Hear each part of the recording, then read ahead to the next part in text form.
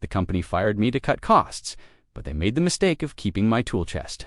So, I reported them for possessing stolen property and shut down their entire service bay. I've been a master diesel mechanic for 22 years.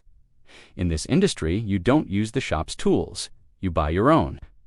My Snap-on chest, sitting in the corner of Bay 4, was worth more than the manager's yearly salary. It was filled with $60,000 worth of precision instruments, impact wrenches, and specialized diagnostic readers I'd collected over 2 decades. They were my livelihood, my retirement plan, and my property.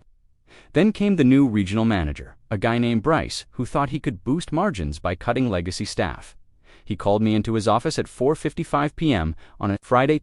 He handed me a termination notice, cited restructuring, and told me security would escort me out immediately. When I said I needed to load up my truck with my gear, he smirked. I told him those tools were mine, personally insured, and had my initials engraved on every socket. He didn't care. He had security push me out the door while my box sat locked inside. They thought I'd just wait by the mailbox. They thought wrong. I didn't go home. I went straight to the police precinct with a binder full of receipts, serial numbers, and a notarized insurance inventory I updated every year. The desk sergeant looked at the total value, $64,000, and whistled. He didn't send a patrol car, he sent a detective.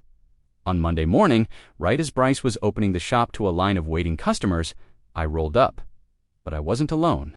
I was with 2 officers and a court order. The police walked right past the stunned customers and into the service bay. When Bryce tried to stop them, claiming it was a civil matter, the detective informed him that refusing to release personal property over $1,000 was a felony. They made Bryce unlock the bay.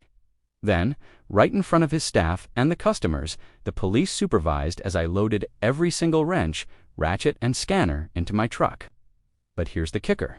Since the police had to treat the shop as a potential crime scene to verify the serial numbers, they ordered all work to stop. Trucks were lifted halfway up on jacks.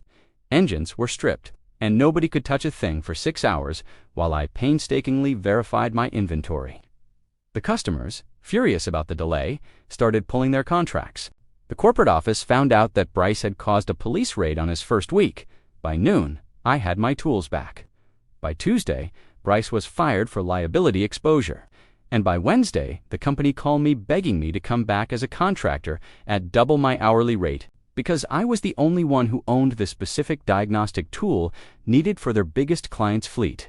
I took the contract, but I made them sign a clause that I take my tools home every single night.